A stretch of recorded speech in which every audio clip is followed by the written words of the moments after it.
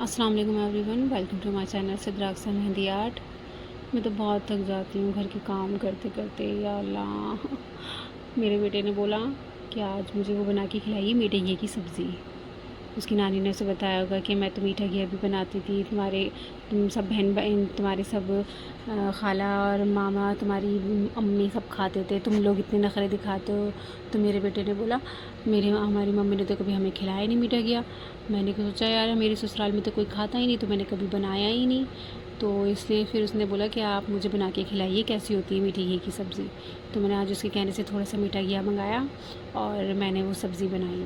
فی الحال جب ہماری شادی نہیں ہوئی تھی، شادی سے پہلے ہم کافی سبزیاں کھایا کرتے تھے، بہت طریقے کی، الگ الگ، میٹھا گھیا، ہرا گھیا کی سبزی، ٹنڈے کی سبزی، تورئی کی سبزی۔ سسرال میں آ کے یہاں پہ زیادہ جیسے کوئی کھاتا نہیں تھا، اور ویسے تو سبزیاں کھا لیتے تھے، لیکن یہ تورئی اور یہ جو ہے کیا کہتے ہیں اسے، میٹھا گھیا، اس کی کوئی سبزی کھاتا ہی نہیں تھا۔ تو میں نے کبھی سوچا ہی نہیں کہ میں بناؤں، کہ مجھے لگا کہ پتہ نہیں کوئی کھائے گا نہیں کھائے گا، تو میں نے کبھی بنائی بھی نہیں اور نہ کوشش کری۔ پھر جب میری امی نے میرے بچوں کو بتایا بتویا، تو پھر وہ کہنے لگے کہ ہمیں بھی بنا کے کھلائیے۔ تو خیر میرے بیٹے کو بہت شوق ہے سبزیاں کھانے کا، وہ گوشت اتنے شوق سے نہیں کھاتا جتنی سبزیاں اس کو زیادہ پسند ہیں، تو میں نے اس کے کہنے سے سبزی بنائی آج یہ والی، اور جب اس نے کھائی تو اس کو بہت پسند آئی، کہ لگا مما یہ تو بہت اچھی بنی ہے سبزی۔ فی الحال میں نے اتنے سالوں بعد اب بنائی ہے، میری شادی کو کم سے کم کتنے سال ہو گئے، 16 17 19 سال ہو گئے، تو یہ میں نے اب بنائی ہے سبزی اتنے سالوں بعد، ورنہ شادی سے پہلے ہی بناتے تھے یہ سب چیزیں۔ فی الحال بچے کو میرے بہت پسند آئی اور میرے شوہر کو بھی اچھی لگی، تو میں نے سوچا یار پھر تو بنایا کروں گی اگر اچھی بنی ہے سبزی۔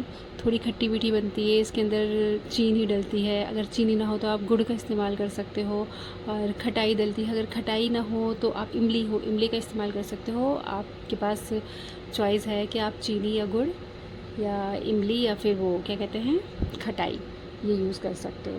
سبزی تو بہت بڑھیا بنی تھی، کھٹی میٹھی۔ فی الحال اب پسند آئی ہے تو انشاءاللہ پھر آگے بھی بنائیں گے۔ فی الحال گھر کے کام کرتے کرتے تو تھک ہی جاتے ہیں، بس دل چاہتا ہے کہ کہیں دور چلے جاؤ، سکون سے کہیں اچھی والی زندگی گزارو، بڑھیا والی۔ لیکن بڑھیا والی زندگی تو یہاں پہ بھی گزر رہی ہے، لیکن کاموں کے ساتھ۔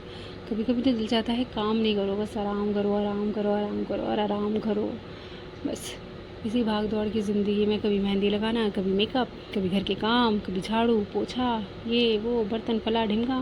فی الحال بچے میرے بڑے ہیں تو بچے میرے سنبھال لیتے ہیں، تھوڑا بہت کام وغیرہ سب کر لیتے ہیں، برتن بھی دھو دیتے ہیں، کچن بھی صاف کر دیتے ہیں، صفائی بھی کر دیتے ہیں، کپڑے بھی دھو دیتے ہیں۔ پھر آپ لوگ سوچ رہے ہوگے پھر اتنا ڈرامے بازی کیوں کر رہی ہے کیا کروں یار، لیکن تھک تو جاتی ہوں۔ اب ایسی بات نہیں ہے کہ ساری ذمہ داری میں اپنے بچوں پہ چھوڑ دوں، لیکن فی الحال زندگی ہے، چلیے۔ پھر ہم نے اپنا کام کرے، آٹا واٹا گوندا جلدی سے، اور پھر میں نے روٹی شوٹیاں ڈالی، پھر ہم نے کھانا وغیرہ کھایا۔ پھر بس آج کا دن ایسے ہی گزر گیا کاموں میں۔ کام تو فی الحال روز کے ہی ہوتے ہیں، کبھی ختم نہیں ہوتے ہیں۔